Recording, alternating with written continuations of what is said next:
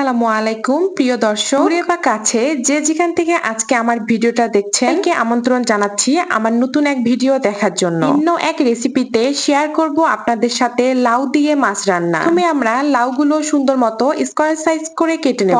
কেটে নেওয়া হয়ে গেলে আমরা সুন্দর মতো ধুয়ে কিছুটা পানি ঝরিয়ে নেব। এরপর সবার থেকে ভিন্ন রেসিপিতে এই কারণে বলেছি কারণ আজকে রান্নাটা হবে প্রেসার কুকারে।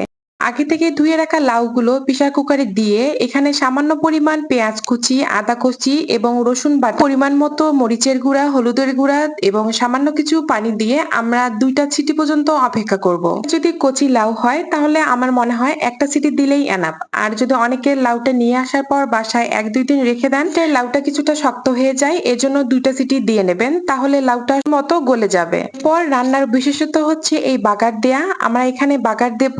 বাগারের জন্য আমরা রসুন কুচি, পেঁয়াজ কুচি এবং সামান্য জিরা দিয়ে কিছুক্ষণ লাল করে ভেজে নেব।